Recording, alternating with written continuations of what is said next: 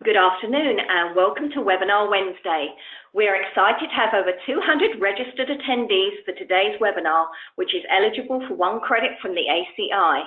Let's get started by giving one lucky attendee a Webinar Wednesday lunch bag for answering this trivia question. Next Monday is National Left-Handers Day. Name a former president who was left-handed. Answer now using the questions feature on your dashboard. While you're answering, I want to invite everyone to join us for our full MD Expo conference, which will bring HTM professionals from across the nation to Seattle from October 5th to 7th for 3 days of learning, networking, and the latest advances in technology, products, and services. Registration is now open. Details can be found at mdexposhow.com/Seattle. Okay, and let's see who the winner of our Webinar Wednesday lunch bag is. Okay, we have, we have Spencer McLean. Congratulations, you answered Barack Obama. He was just one of many, believe it or not. There was Bill Clinton, Ronald Reagan, Gerald Ford, Harry Truman, Herbert Hoover, or James Garfield, as well as George H.W. Bush. So congratulations once again. Webinar Wednesday would like to thank our sponsor, PartsSource. PartsSource combines a suite of software-enabled services with industry's best practices and empowers customers to drive costs out of healthcare delivery. By automating the highly complex workflow associated with procurement, PartsSource delivers the industry's only online, fully integrated medical products and repair parts marketplace. Visit partsource.com for more information. Our presenters today are Ted Courtemanche, Principal of Courtemanche Health Advisors, and Dan Brenner, Director of Strategic Programs for PartsSource. Dan, you may begin whenever you are ready. Thank you so much, Colleen. My name is Dan Brenner, and I've been with PartsSource for 13 years now. And over the course of that time, I have completed 27 procurement process engineering projects for 27 different health systems across the country, ranging in size from the smaller 400-bed facility that's just a single site to large healthcare providers that span the entire nation. So I have got quite a bit of experience and variation in my experience with procurement processes across the country.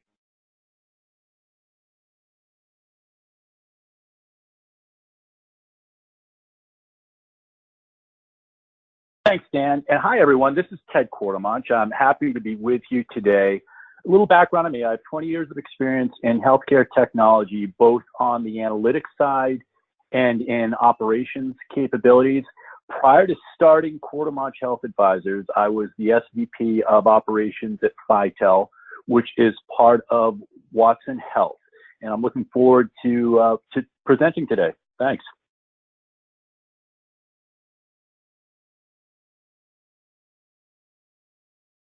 All right, if we can advance the slide deck a little bit.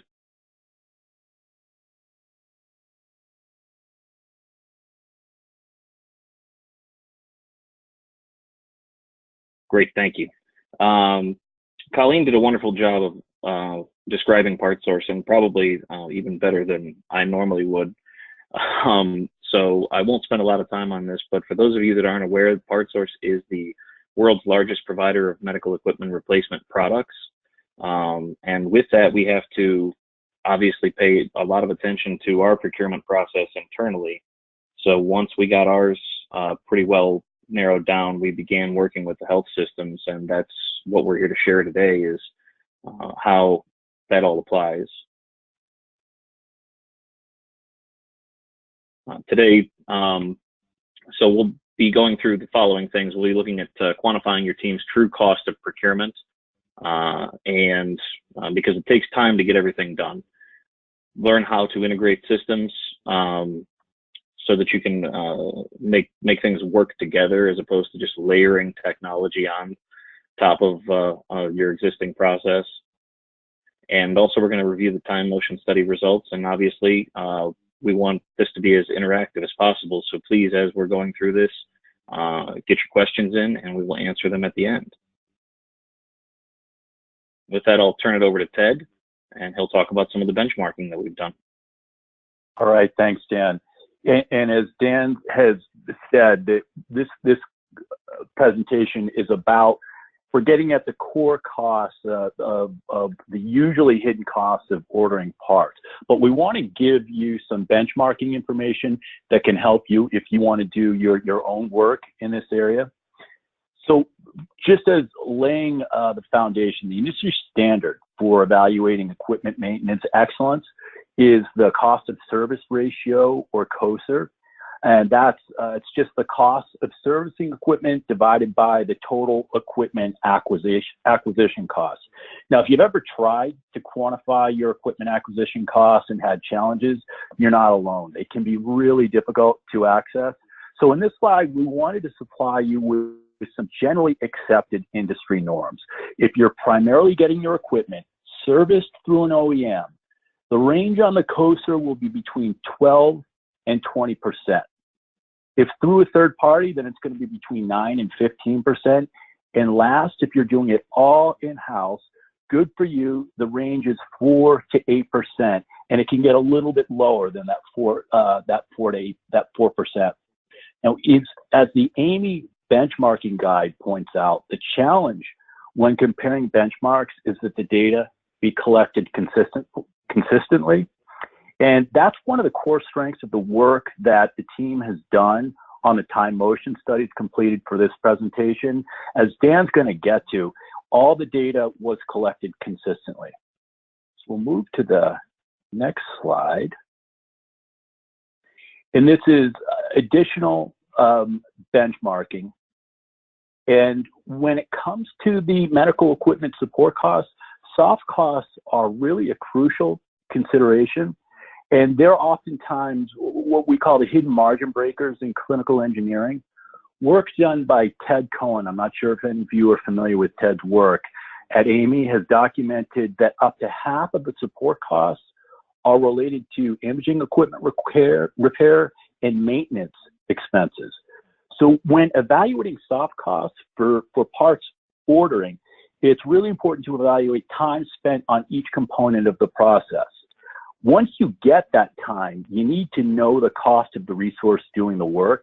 And to assist in that end, we're showing a table taken from Ted's 2010 paper.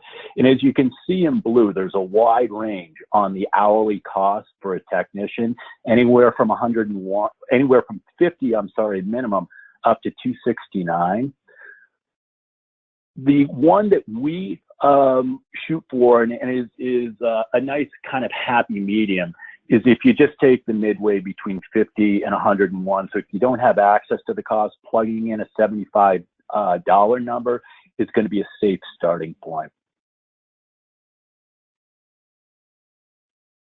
Now, the question is, why did we do a time motion study? We went into it with a conviction that there's a big opportunity, and that by automating some of the key areas of the product ordering process, we believe that we can drive efficiencies and eliminate the need to source from a lot of different organization sources, and that you can gain standardization by consolidating the orders and products into one place. And that will basically, what it's going to do is eliminate a lot of noise from the process. Move on to the next slide here. And what we've seen is, you look at what's happening, what Dan describes, it's easy to look and say, how in the world was this designed? And what we've seen is that the process wasn't so much designed as it grew up. And as as more documentation was required and more departments got involved, the processes, they took on a life of their own. Now the question is, why should you do a time motion study? And there are incredible opportunities for savings. In both of the cases we'll be presenting, health systems were able to realize efficiencies of over 80%. And that's unprecedented. I've done a lot of work and do a lot of work in the population health space. And typically what you're looking for in that space is a couple percentage points is considered a big win. Here, it's over 80%. And so in the parts ordering process, there are massive savings if you're willing to roll your sleeves up and dig. And next, Dan's going to explain how the time motion studies were done and give you the tools that you need to conduct your own studies if that's the way you want to go. Thanks, and I'll turn it now over to Dan. Thank you, Ted. It dawns on me as I was sitting here listening to Ted that a lot of the people that are listening in are going to be of different roles within their healthcare organization. You may just be a technician, you may be a manager, you may be in supply chain, but so the great news about what we're going to be going through now is that you don't need to be a Lean Six Sigma black belt to do good things with your procurement process.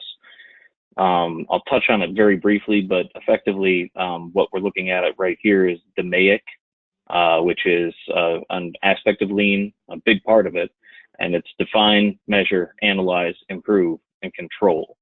But instead of giving you a Lean lesson, I am going to just apply it to the procurement process within a hospital and show you how the method that we've used. So this all begins with your team selection. And the first thing that we learned is that you need to involve the troublemakers, or the people that really just don't like the process. We found that the best way to learn what's wrong with the process is to talk to people who hate it the most. And they'll be very vocal and obviously on board. And you do not need, as I said, you don't need to be an expert at process engineering to be very good at this. If you have a troublemaker on staff that has strong analytical and leadership qualities, borderline salesmanship qualities to go to the other departments and other people like him or her, then you found your project manager for this. That's really what you need. And I also highly recommend involving resources from multiple sites. When we go through these processes with all 27 health systems that I've been to, one thing was completely and totally constant, was that the process varied from site to site and from desk to desk. So you definitely want to make sure that you do this with more than just one particular person. And doing this, we actually wind up doing multiple or completing multiple current state process maps. And that pays dividends down the line, because when you go to change the process, you've identified where the changes will happen and the pain points, and the devil is most assuredly in the details when you're doing process engineering. So the more details you have on the board, the better you will be.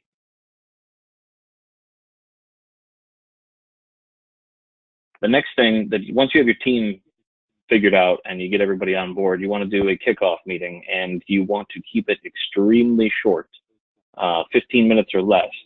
So we have made the mistake more than a few times of attempting to do the entire process mapping exercise with all of the team members in one room at one time, and it does not work.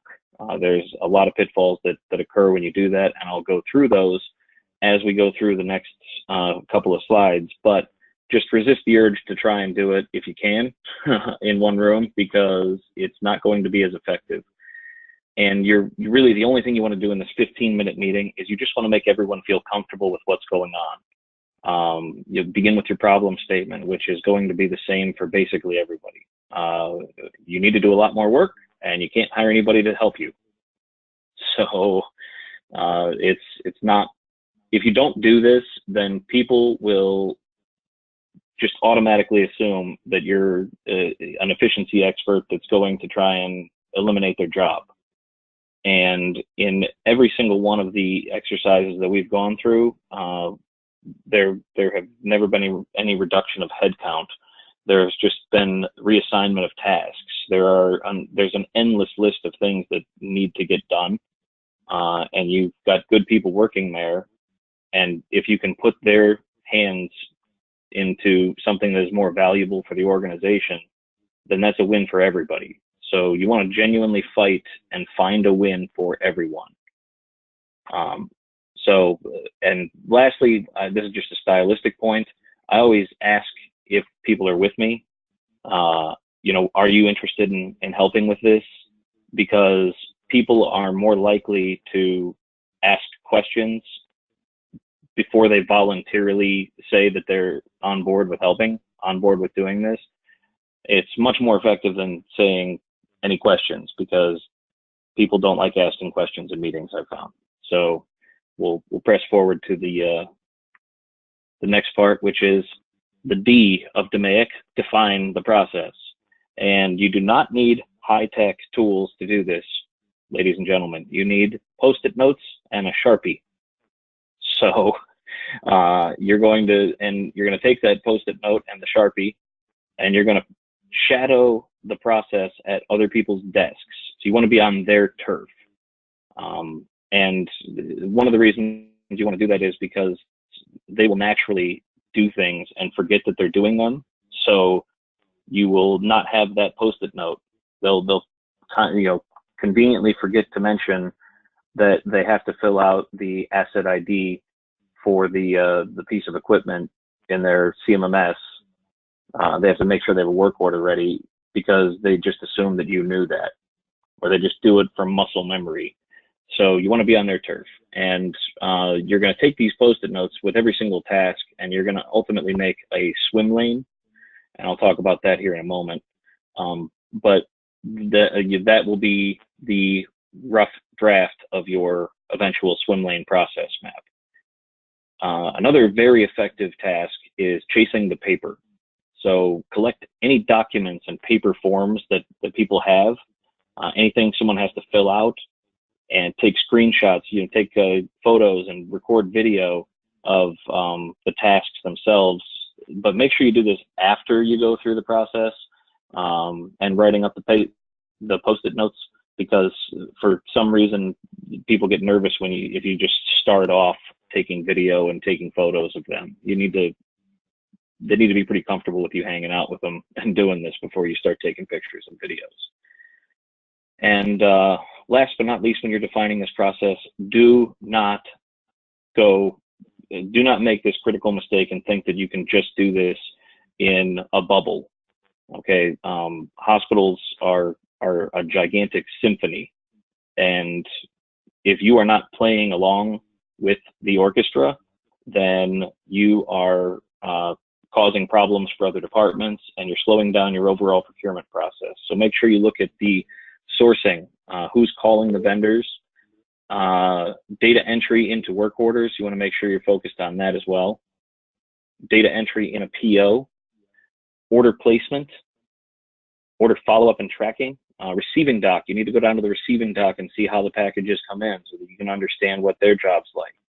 Invoice reconciliation. You want to be in accounts payable and making sure that invoice reconciliation is being completed the way that that's happening, and also invoice discrepancies.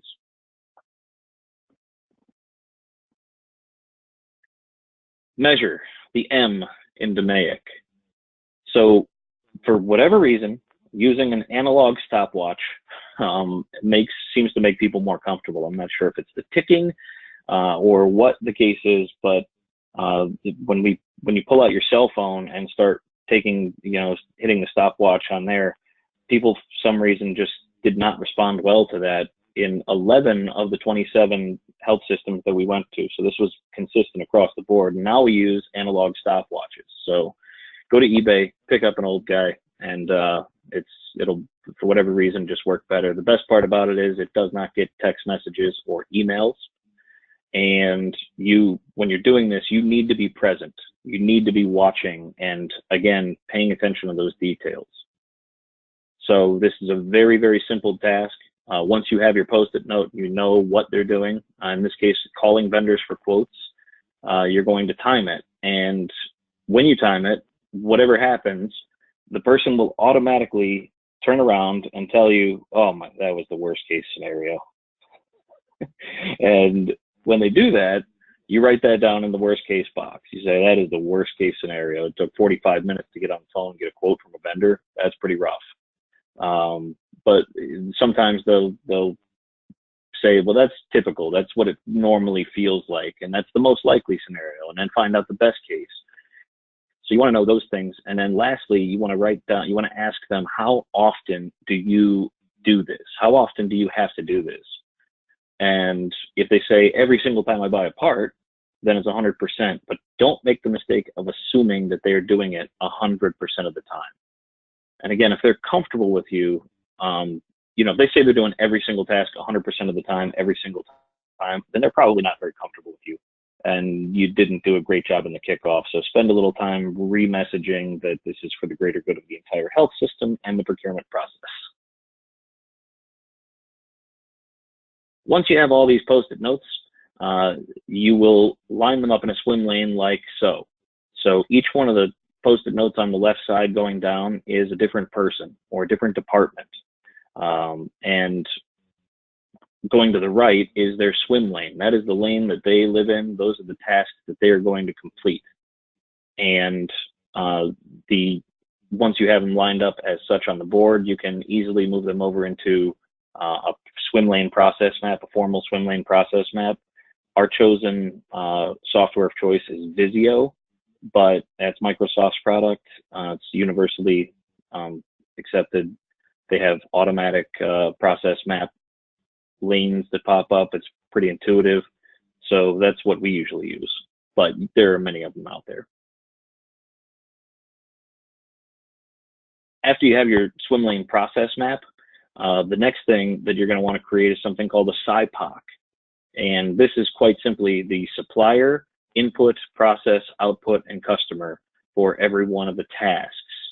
And the supplier, in this example that I have here, we're going to call this process would be calling the OEM to identify a part number for their product. So the engineer has troubleshot the equipment and he found that there was something broken, but he doesn't know really what it is. He just knows what it is that he needs to buy. He doesn't know the part number. He doesn't know how to procure it yet. So he's going to call the OEM to identify the part number needed. That's the process. And in the process, we also write down the owner just to keep track of that. And we also categorize things by what we had on the first slide for define, so that we can measure that as well and see how much time each health system is spending in each category. So the output is the thing that happens when you're done. So if you call the OEM to verify the part number, then the output is, I know what I need to buy. I know the part number. So I have a part information, but I don't have pricing and availability yet. Usually they transfer you to another line to get that. And the customer who's going to receive this in the workflow that we have here, they're going to hand that off to the engineering admin.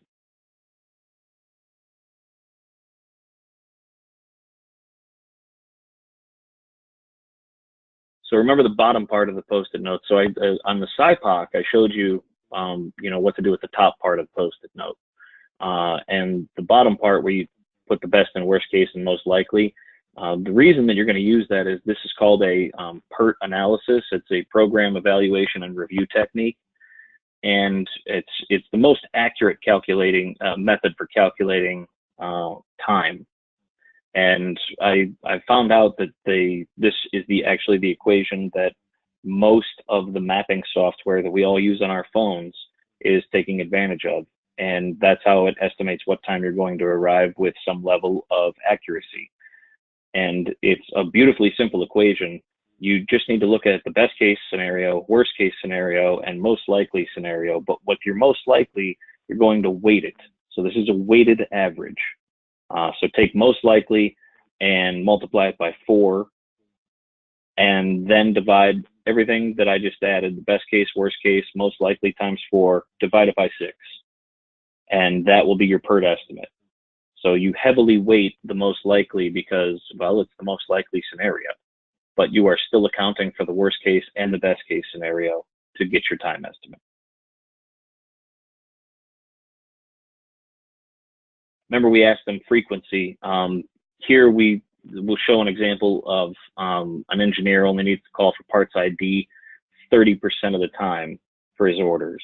So we will also find out the number of orders that are being placed per day. This is critical to find out, but you don't need to be dead on exact. You just need to have a ballpark.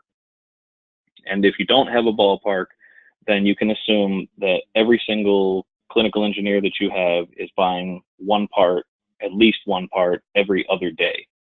There'll be days where they buy 2 parts. There'll be days where they buy no parts.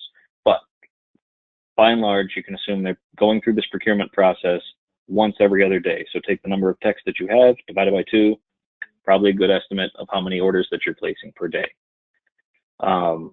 Anyway, the engineer, they don't need to call for parts ID 100% of the time. They only call 30% of the time. The other 70% of the time, the number's stamped on the part, or they have it written on a note card. So they already know it, or some of them know it by heart. But what that means is if you take 25 orders a day and assume that 30% of the time they have to call to get parts ID, then that means that 8 times per day they're doing this task. And our PERT estimate, as you remember before, was a 14-minute time. So we estimated 14 minutes to complete the task of calling for parts ID. And multiply that times 8, that means that this health system is spending 112 minutes per day on the phone just getting parts ID between their entire organization. So that's roughly 1.7 labor hours per day that is being spent on the phone with the OEM getting the part number.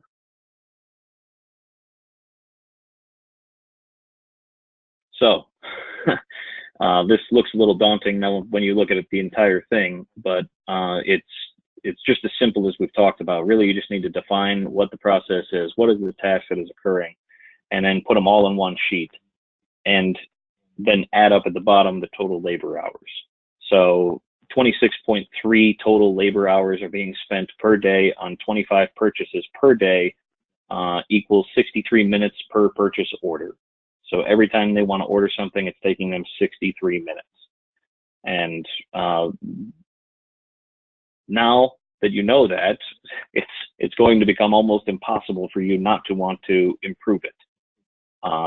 You'll see things that are just very frustrating as you go through this process, and you'll learn things that are even more frustrating, such as you'll see that people are actually walking with paper. So this is an easy thing to fix. They've invented this thing called email. It's a great start. Okay, there's all kinds of ways to eliminate that. But before you just say, okay, we're just going to send an email, think of that through and make sure that you've really figured out, is that going to be the best way to improve this?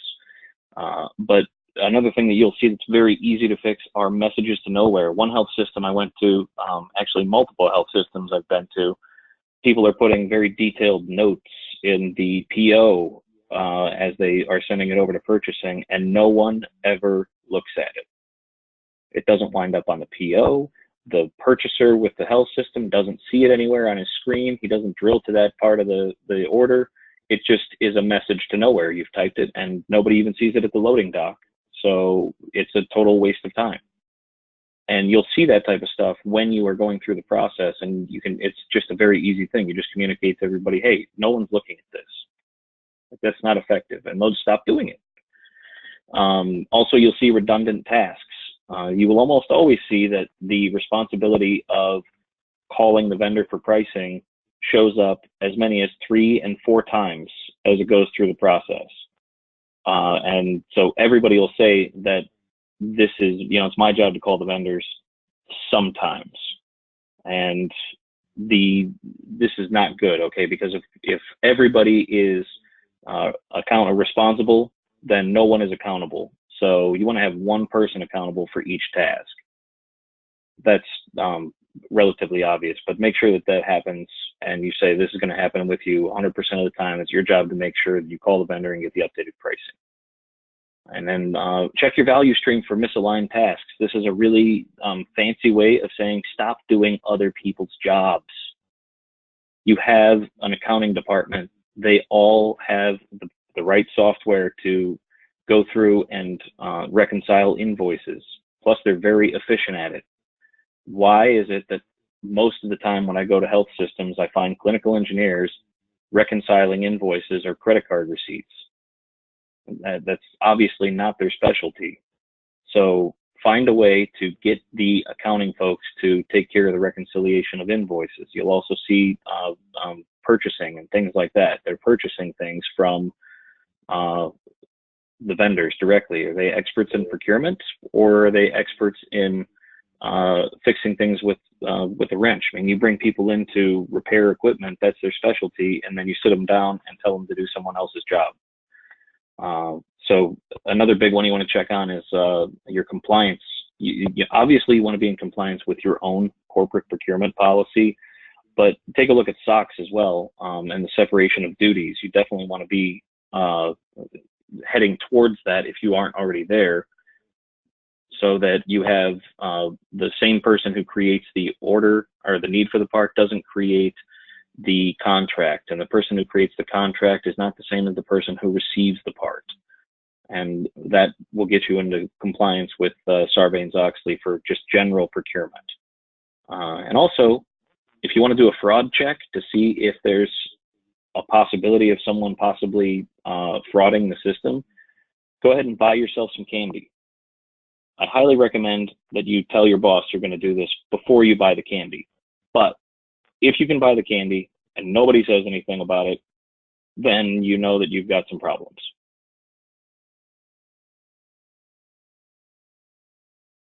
Control. This is the C in DMAIC. Change management. What we found is, after doing this 27, and actually now we're on our, I just got done with our 28th. You can expect the stages of grief with certain people. So that starts off with denial, and that usually sticks around until something hits you in the face and tells you that this is not fake. So when you change the process, even if you're changing it for the better, and I'm talking if you're changing it for way better, there are people who will not jump on board or not pay attention and not do it because they just are in denial. They think that this doesn't affect them and it doesn't matter. And you'll forget about it after a week. So you need a way to measure this. You need a way to have a report. So what we have is we have a report that we share that's got everybody's name on it, and it says how many times they completed the process, the new process. And if your name has a 0 next to it, you obviously don't like that, because everybody in the company or everybody in the department just saw that you are not doing this, and you immediately are shocked out of denial, which moves you right into anger. So if you can anticipate this to some degree and understand that change is hard for people, then you'll do very well with it. Just understand that people are not going to be happy at first with this, even if it's for the better. Because if the old process is dramatically inefficient and not fun to go through, at least they're good at it. So when they switch over to the new process, they're not good at it, and they don't like that. Nobody likes being bad at their job. So just keep that in mind. And then another way to control and make sure that things happen the way that you need them to happen is to blow up the old process. So you effectively throw away the paper. If someone walks a piece of paper over to a desk and that's how they get their order, stand there and throw away the paper. So and say, you have to go back to your desk and do this the new way. And they will do it. And that will be one way of controlling it. I don't necessarily recommend actually throwing it out, but hand it back to them and tell them to go back and do it. So with that, I'm going to turn it back over to Ted, and he's going to talk about some of the results that we've seen from this. And I see quite a few questions coming in, so I'm pretty excited to dig into these and get some answers for you at the end of this presentation.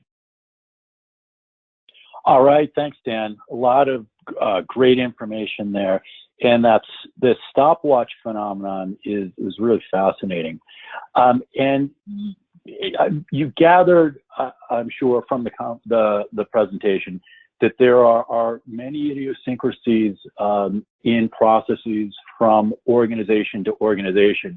And before we wrap it up quickly with the outcomes themselves, We just want to kind of roll up to the 6 areas that we evaluated, and they are sourcing and IDing the parts, the data entry associated with those work orders, that's number 2.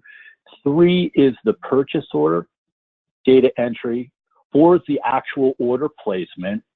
And then 5 is kind of a netherland of order follow-up and tracking. And then finally 6 is the invoice reconciliation.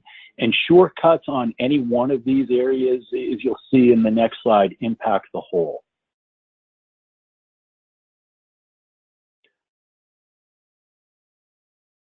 All right, so for the time motion studies overall, we're breaking it up into 2 representative systems. Case study number 1, which is a health system using non-system generated POs. And case study number 2 is a health system using a system-generated PO. And as Dan has pointed out, the processes can vary from system to system. But if we roll it up to a high number, for both of these systems, there was a massive reduction in the time spent, massive opportunity on the ordering process. Number 1 went from 96 minutes down to 14 minutes, which is a reduction of about 85%. And number 2 went from 84 minutes down to 14 minutes, which is a reduction of 83%. Let's talk about some of the idiosyncrasies. For number 1, 38% of the time, so a big chunk of the time was spent on the ordering process. And number 2 spent about 5% less time there. They spent 33% of their time on the ordering process. For number 2, the biggest inefficiency was on the actual order process, which took 35 minutes or 44% of the total time. So a lot of work going into actually getting that order, all the documentation necessary to get that order done. Number 1 spent a big chunk of time on the invoicing or the accounting process. And the reason for it is that I talked a bit about if you take a shortcut on any one of the areas, it can impact others. What was done in this case is to speed up the ordering process. The client used a non-system generated PO. And while that worked to speed up the ordering process, it created real challenges when it came to reconciling the invoice out on the dock. So it just gives you, we just want to give you a flavor here of overall big opportunity, but within your organization, you'll find some unique areas, some things that you weren't expecting that are real ahas, real opportunities. In both cases, what we did find consistency overall is that the data entry components take a lot of time. They took about 25 minutes. And that's considerable effort for a technician to be spending inputting data. And it's time that can sneak up on you because it's generally not all done in one sitting. So by methodically mapping out the processes, as Dan has detailed, both of these clients were able to see their hidden margin breakers and then capitalize on the efficiencies, which freed their techs to work on other mission-critical activities. So with that, thank you all for your attention, and we will now dig in on the questions. Okay, thanks very much, Dan and Ted. I've got a few questions that have come in. The first question is, the purchasing process has a lot of moving parts. How specific do I need to be in terms of identifying costs for each component?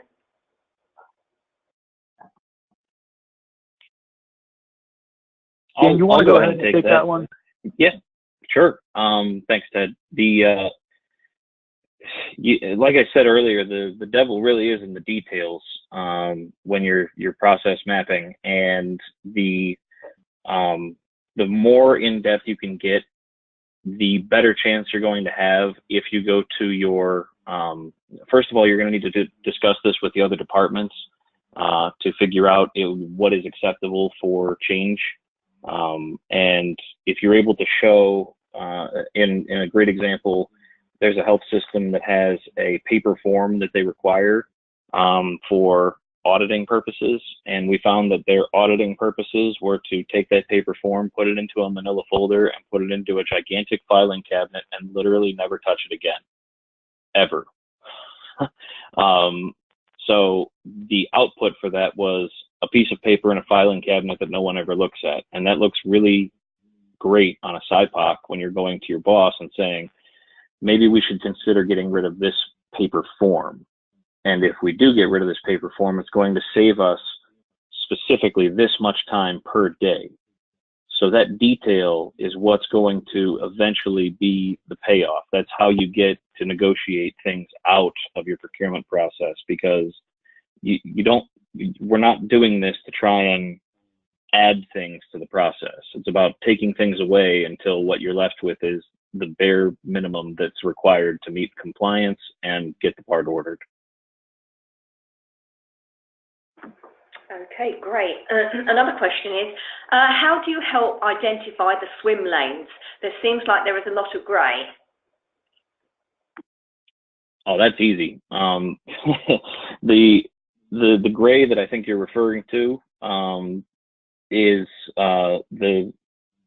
when people say that they call the vendor to get pricing. The answer is that you have multiple people doing the same task, so it gets to be very difficult to determine where you should put that one post-it note in the swim lane. And the answer is that you should put it in every swim lane. So whatever happens when you're at that person's desk, you want to put that post-it note in their swim lane. So this is black and white. So even though you already wrote the exact same thing down, write it down again and put it on the board again. And that annoyance of doing that is that feeling that you get of annoyance is exactly what you need, because that's your mind telling you, I need to fix this. Okay, another question is, in hospital procurement, we're impacted by legislation.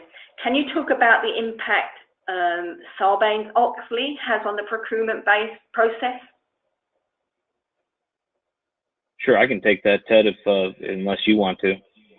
Dan, I think it's squarely in your court. Okay.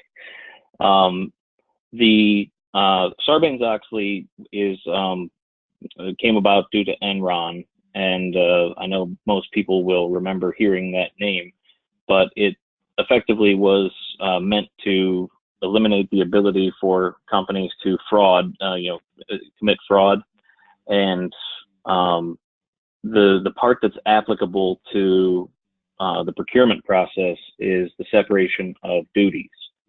So the person who creates the need for a product cannot be the same as the person who creates the contract for the product. And so basically, in other words, if you want to order a big screen TV on the hospital's dime, then you have to get the purchasing agent in on the deal with you. So there's two people that have to be in on the caper, if you will. So that's why you want the separation of duties to the procurement, to a purchaser who has to approve the PO. Then the person who creates the contract can't be the same as the person who receives it. So that's one of the many reasons why hospitals have a receiving dock. The real reason they have it is because a semi is going to back up with all of the packages for all of the hospital in it, and it needs to be broken up and distributed out to everybody. But what they've done is they've made it so that the person receiving the package the person who's actually going to receive that at the dock, they're going to go into the hospital's PO system and they're going to mark it as received. So they technically, in a financial sense, received the product.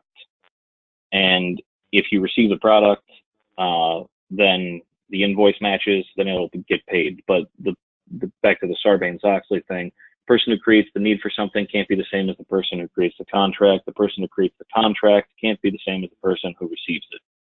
So if you want to fraud the system, you need to have three people from, by the way, another key point to that SOX compliance, if you get somebody in who's auditing for this, then they're going to want it so that the person who's creating that PO is actually in a whole different department because I've seen many times where a clinical engineer will hand off what they need to purchase to a clinical engineering admin who sits in the shop right next to them.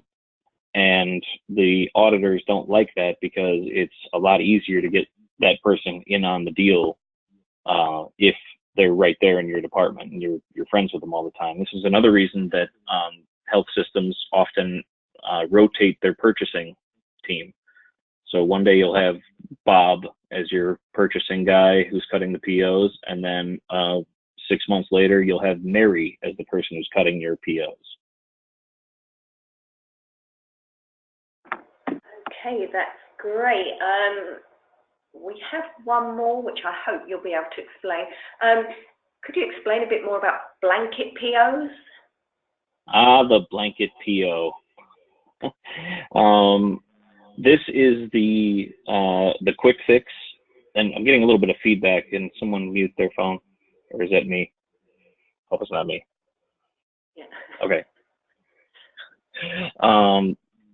The blanket PO is often used as a very quick fix for the problem, and as Ted was showing earlier, it was referred to as a non-system generated PO, and it actually takes longer in the long run. When you look at the entire procurement process, the invoice is going to show up to your accounts folks, and it's going to fail. It's going to not work because it's a blanket PO.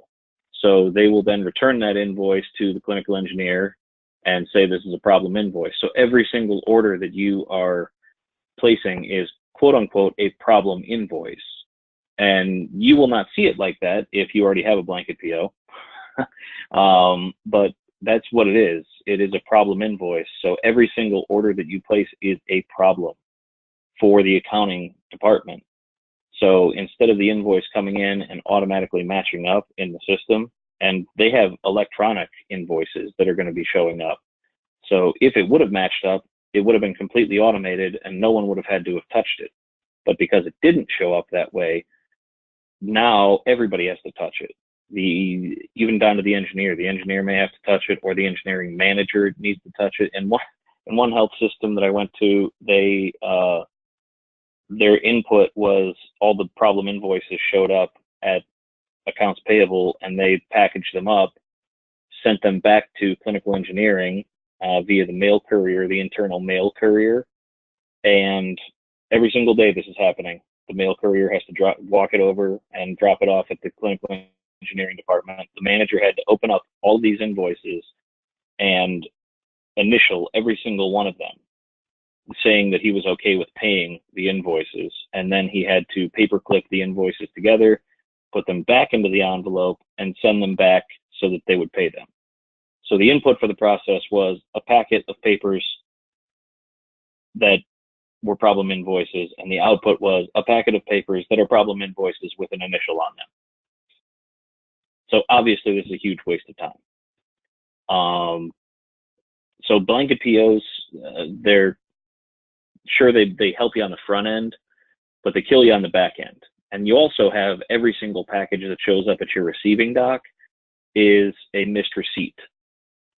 So what we found was when that packet of papers with the initial went back to the accounts folks, the accounts payable folks, they had to manually enter every single one of those invoices into the system instead of them automatically being associated with the PO that they would have had, an individual PO. So they had to manually enter every single invoice, and then they had to have the receiving dock, because of the way the system's set up, the only person who can receive those parts is the person in receiving. So the only way for the vendor to get paid was that packet of papers now had to go over to receiving, and receiving had to go into the PO and say that they received the package, even though they didn't really remember whether or not they received the package or not. So that was a worthless step. There was no real value to it. It was just because that's the way the system is configured, and that's the way the whole hospital operates, and they made them do it. Okay, that's great. We don't appear to have any more questions. So Thank you again, Dan and Ted, for a great and very informative webinar. And thank you again to today's sponsors, PartsSource. One lucky attendee will win an Amazon gift card for completing the post-webinar survey, which will appear on your screen shortly. You must complete the survey to obtain your certificate of attendance. For more information about our upcoming webinars, please visit our website, webinarwednesday.live. Thanks once again and enjoy the rest of your day.